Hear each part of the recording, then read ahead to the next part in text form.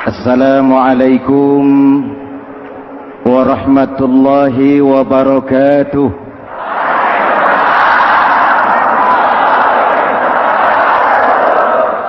Alhamdulillah wassalatu wassalamu ala Rasulillah Sayyidina Muhammad ibn Abdullah wa ala alihi wa sahbihi wa mawala, amma ba'du. Hadirin hadirat ma'asyiral muslimin yang saya cintai, Ramadan adalah madrasah, sekolah, tempat di mana kita banyak sekali belajar tentang hidup dan kehidupan, supaya kita lebih siap menghadapi hidup, supaya kita punya wawasan, supaya kita mampu melihat persoalan jauh ke depan, supaya kita tidak terjebak pada keuntungan sesaat tapi merugikan jangka panjang. Malam ini saya ingin mengajak kita semua melihat kurikulum Ramadan. Pelajaran apa yang diberikannya kepada kita? Pertama, Ramadan mengajarkan kita menjadi orang-orang yang sabar, ulet, dan tahan uji. Ini zaman di mana persaingan tajam. Betul? Jangankan jadi pejabat tinggi, jangankan jadi pengusaha sekarang ini, jadi kiai saja kalau tidak sanggup bersaing,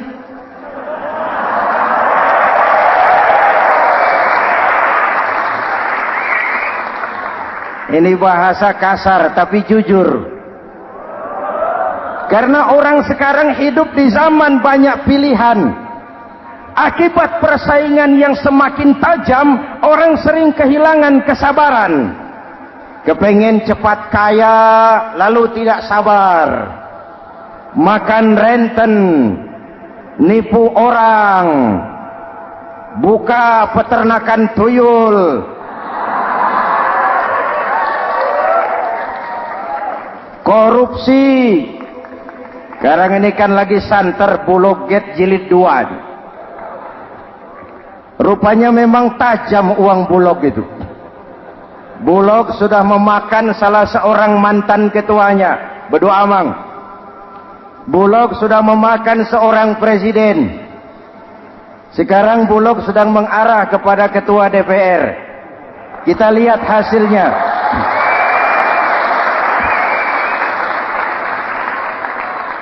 Tentu saja kita prihatin, karena kita tahu ekonomi kita sedang sulit.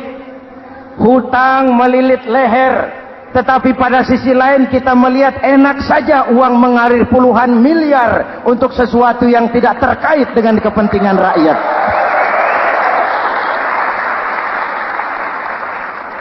Karena itu puasa mendidik kita sabar, biar lapar melilit perut, biar haus mencekik tenggorokan.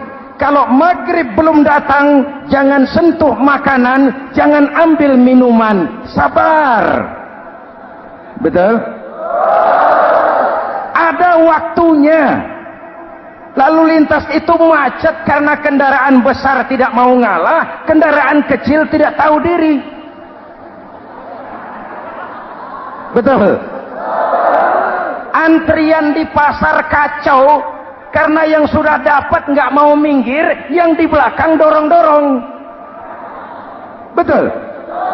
Dimanapun antrian kacau, Bung. Kalau yang sudah dapat mau dapat lagi, yang nunggu kelamaan, akhirnya dorong-dorongan, kacaulah kehidupan sosial. Puasa melatih kita sabar. Karena sebagai bangsa kita punya latar belakang sejarah. Kita ini bangsa yang ditempa oleh segala macam kesulitan. Kita 350 tahun dijajah Belanda, sulit.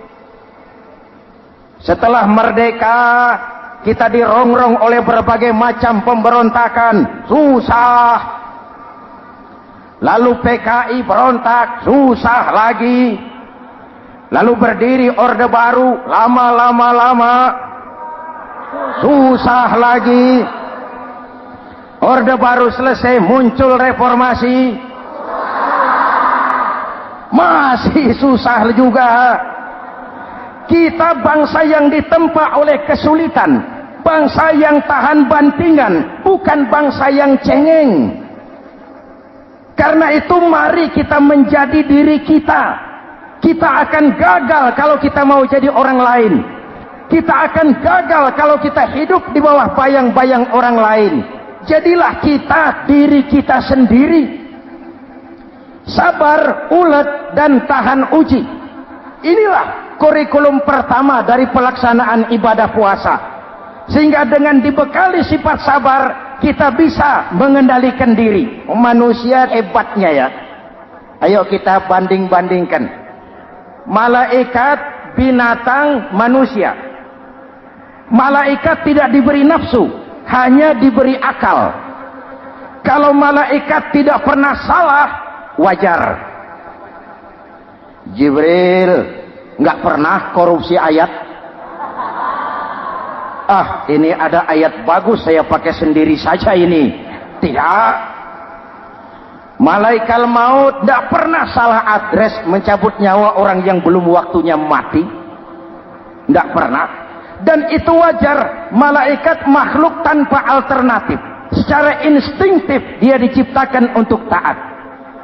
Sebaliknya binatang diberi otak tapi tidak diberi akal. Binatang hanya diberi nafsu. Kalau binatang tiap hari salah, wajar.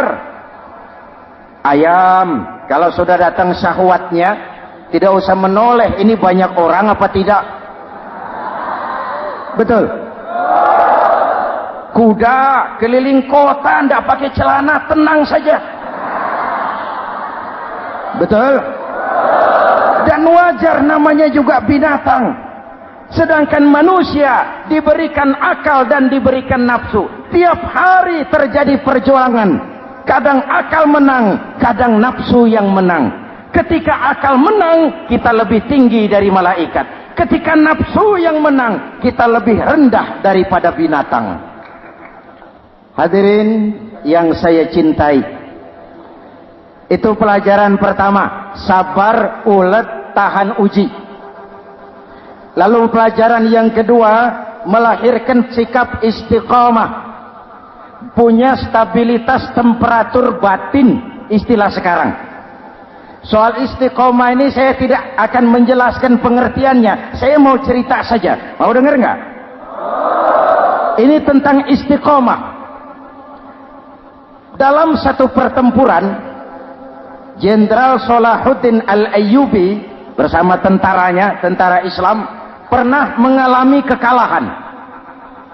Karena kalah, banyak yang ditahan jadi tawanan orang-orang kafir, beberapa perwira dan banyak opsir.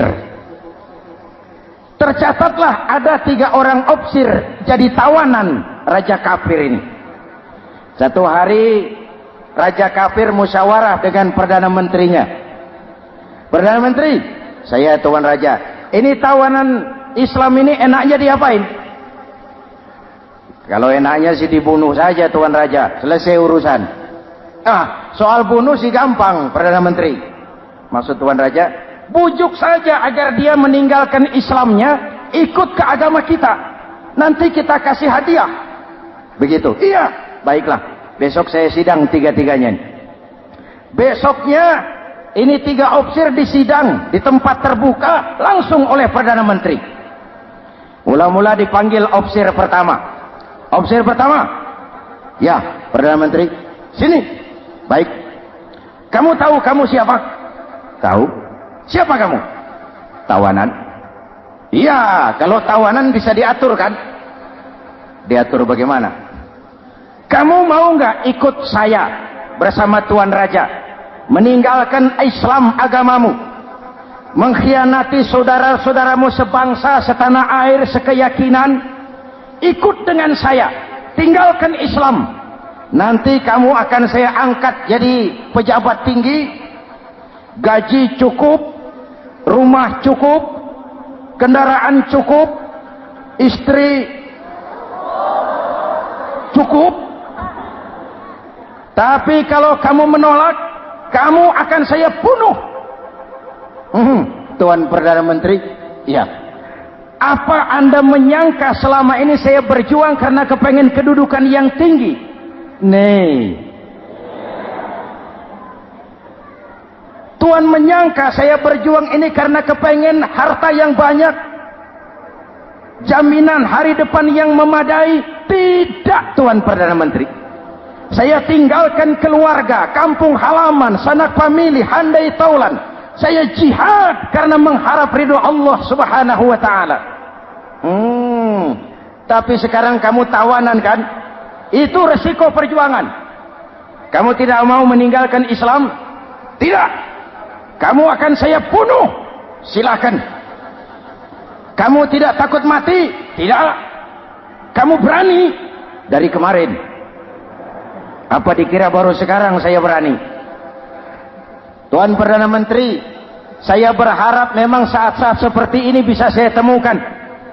Ibadah saya sedikit, sholat saya kurang, puasa saya kurang.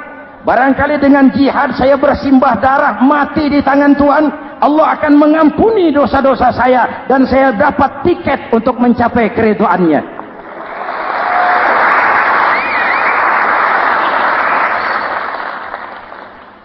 Gila kamu, biarin. Kalau ini Tuan anggap gila, saya bisa berbuat lebih gila dari ini. Saya bunuh kamu, bunuh. Algojo dipancung, deal. Ini terlepas kepalanya dari badannya, menggeluntung kepalanya ke bawah, jatuh bergelindingan. Itu kepala lepas dari badan, ngaji, baca ayat Quran, sampai Perdana Menteri bingung. Minggir, ini ada kepala ngaji. Ayatnya yang dibaca, ya ayyatuhan nafsul mutmainnah irji'i ila rabbiki radiyatan mardiyah. Wahai jiwa yang tenang, kembalilah kepada Allah dengan diridhoi. Masuklah ke dalam golongan hamba-hambaku dan masuklah ke dalam surgaku. Matanya terpejam rapat, bibirnya tersenyum. Dia gugur sebagai syahid karena membela keyakinan. Dia istiqamah, tidak goyah oleh tawaran jabatan dan kedudukan yang tinggi.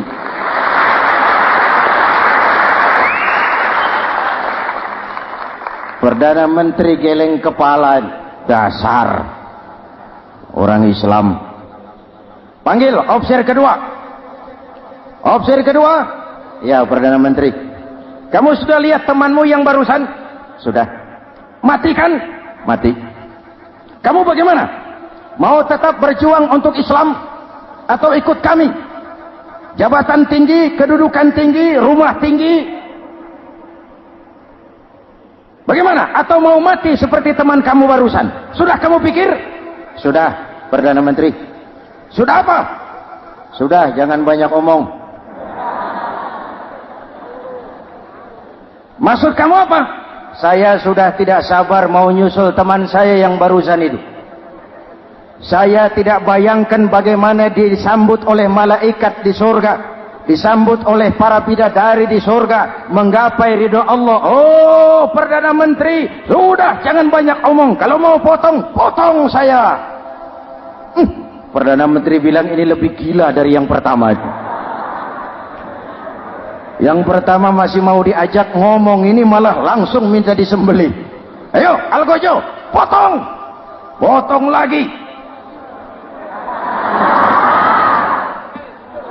Deal. Terpisah lagi kepalanya dengan badan, jatuh ke bawah, menggeluntung, ngaji lagi. Ayatnya yang dibaca, wujuhun yawma izin nadirah ila rabbiha nazirah. Muka mereka hari itu berseri-seri kepada ridho Allah. Mereka memandang bibirnya senyum, matanya terpejam, dan dia ajal dengan husnul khatimah, mendapat syahid karena teguh punya keyakinan, istiqamah dalam perjuangan, tidak goyang, tidak mencela dan mencele.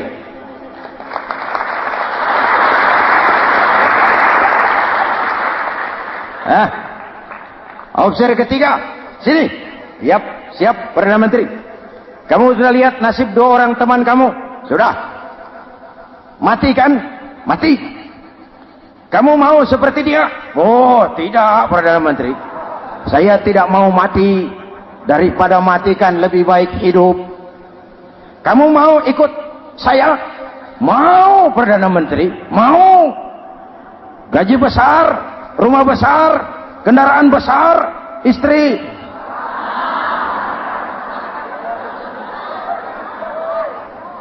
Mau, Perdana Menteri, saya mau.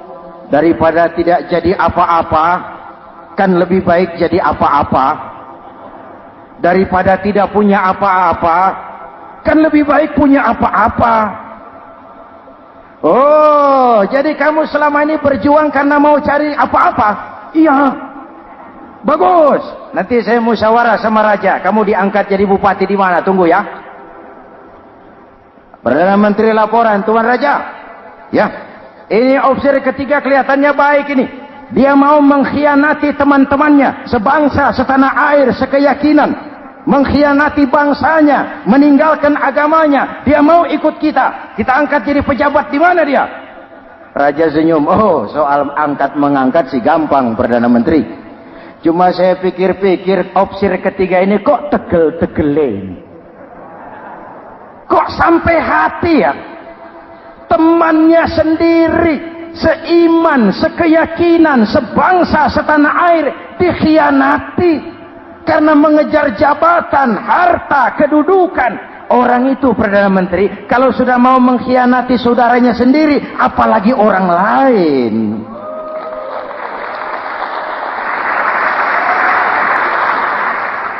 Ini opsi ketiga, ini opsi bejat.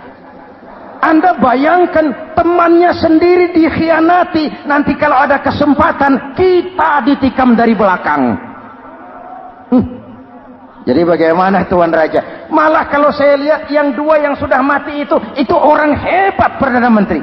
Punya pendirian, istiqamah. Malah kalau bisa yang 2 itu dihidupin lagi. Loh, dihidupin bagaimana Tuan Raja, sudah kadang mati. Jadi bagaimana ya opsi ketiga ini? Bunuh. Buat apa piara benalu jadi duri di kaki nanti? Bunuh. Baik, Perdana Menteri kembali. Opsi ketiga, siap Perdana Menteri. Saya jadi bupati di mana? Bupati, modal sampean. Loh, saya mau dibunuh. Bunuh. Katanya kalau ikut agama Tuan, meninggalkan agama kami, saya akan jadi pejabat tinggi. Kamu opsi bejat, kamu tidak punya pendirian, saudaramu sendiri seagama kamu khianati, apalagi orang lain, potongan kayak kamu jadi pejabat, rusak negara ini.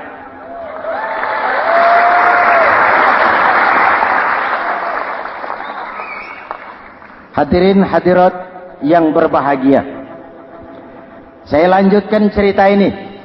Nanti kesimpulan diambil sendiri-sendiri. Jadi saya mau dibunuh, Tuan Perdana Menteri. Ya, kamu mau dibunuh. Tidak jadi pejabat. Tidak. Kamu bejat. Bejat kok mau jadi pejabat. Nanti juga kalau kamu jadi pejabat, paling kerjamu memperkaya dirimu sendiri. Paling banter keluargamu dan golonganmu. Rakyat tetap saja tidak terurus.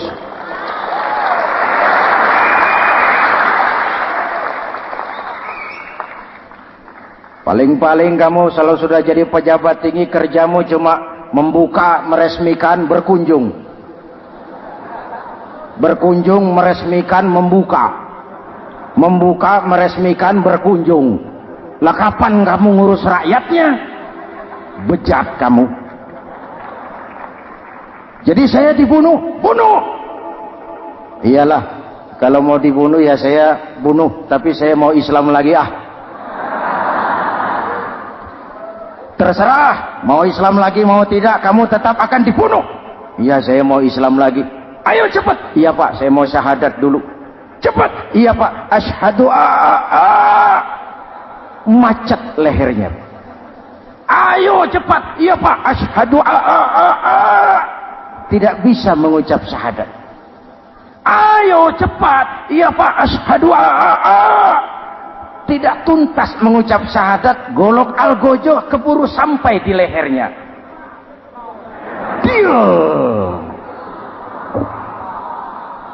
Darah mancur, pisah kepala dengan badan, menggeluntung ke bawah.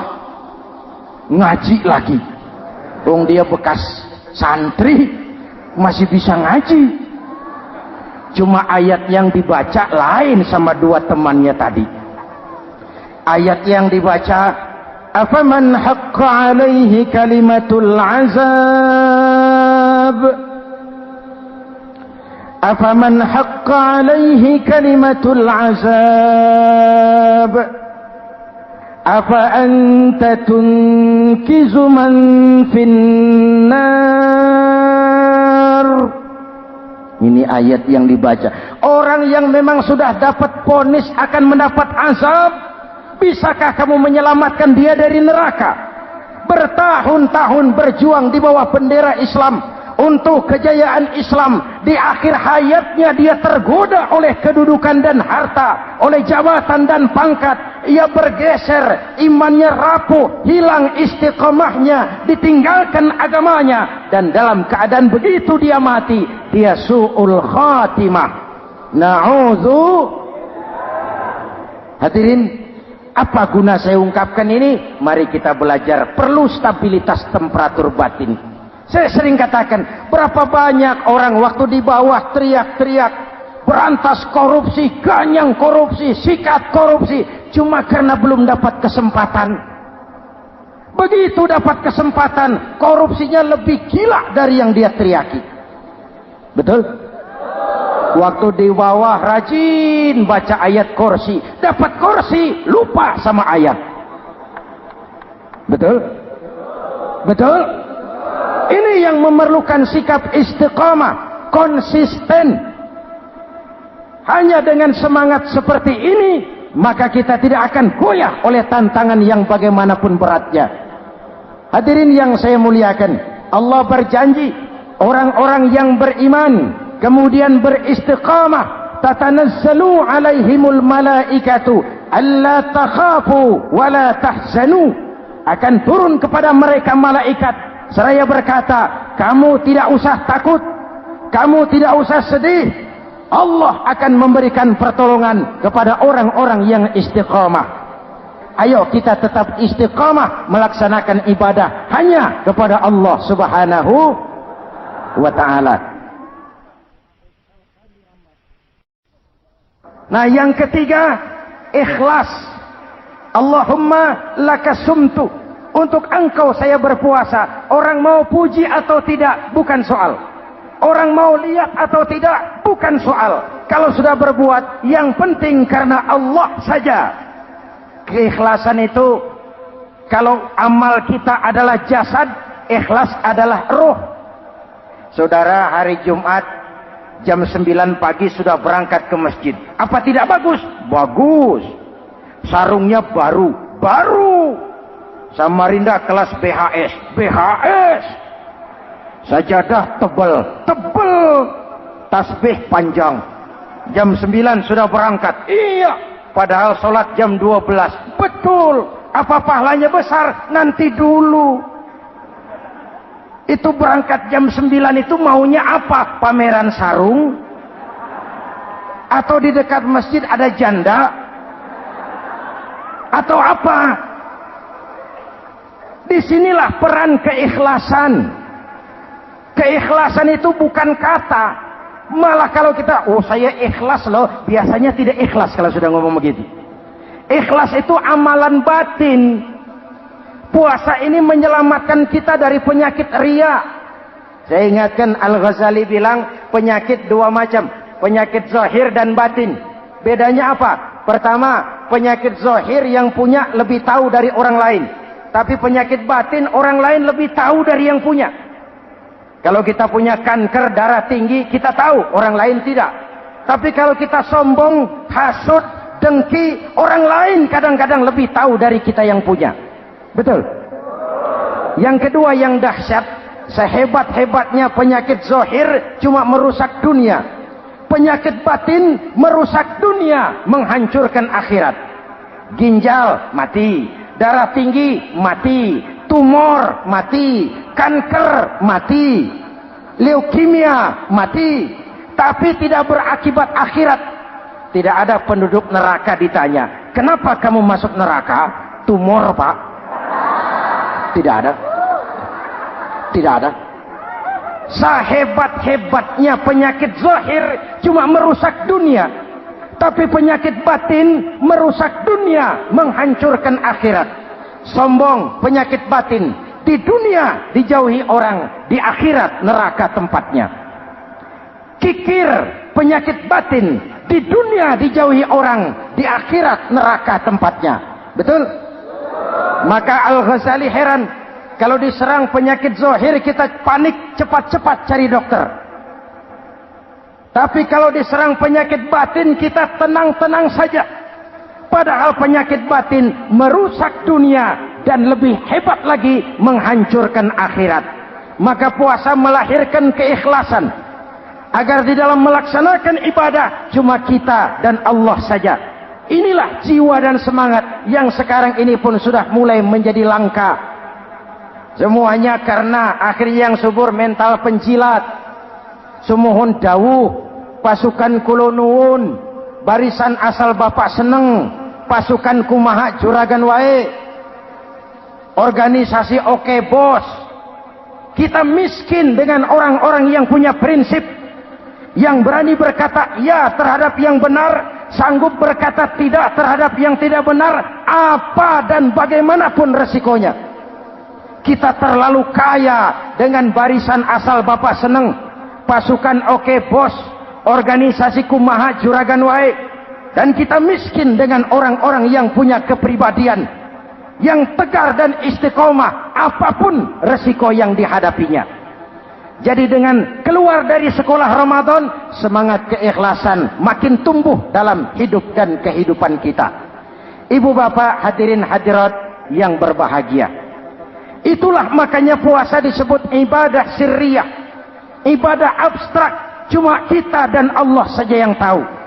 Ini lebih mendorong semangat keikhlasan.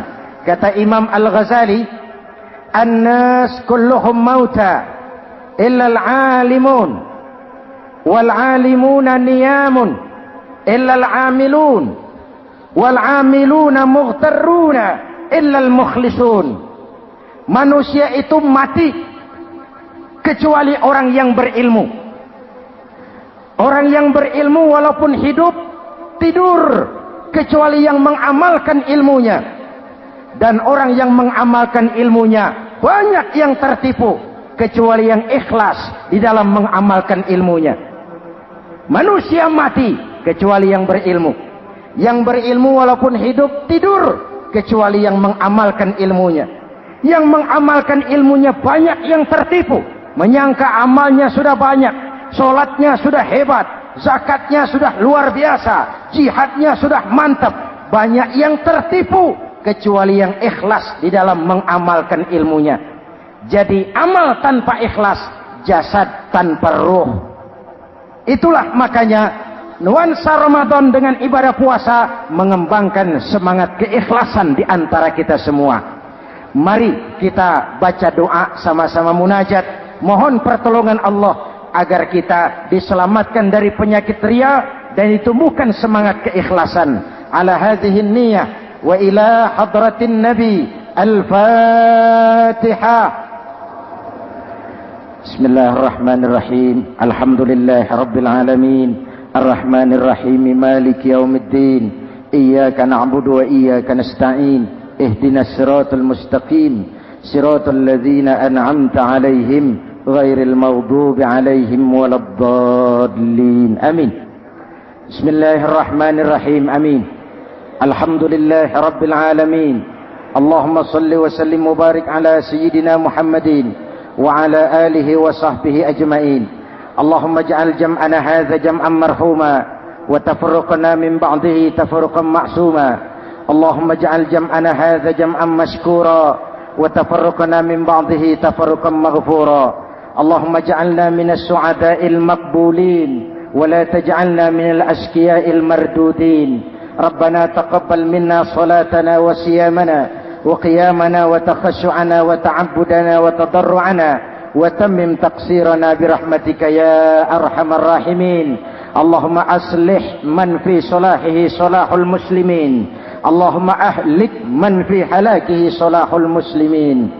Ya Allah, dengan sepenuh perasaan dan pengharapan, dengan segala keremahan dan kerendahan, kami bermohon kepadamu, berikan kami kekuatan zahir dan batin, berikan kami kesabaran dan ketabahan, sikap istiqamah dalam mengarungi hidup yang penuh ujian ini. Karuniakan kepada kami pemimpin-pemimpin yang takut kepadamu dan sayang kepada kami.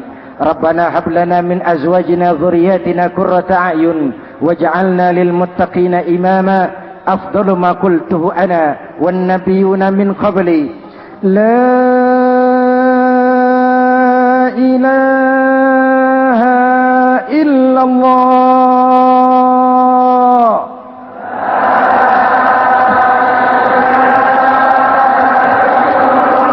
La ilaha illallah.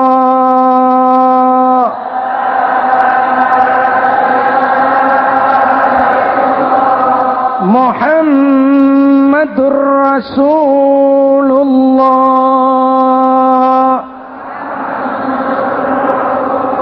Amin.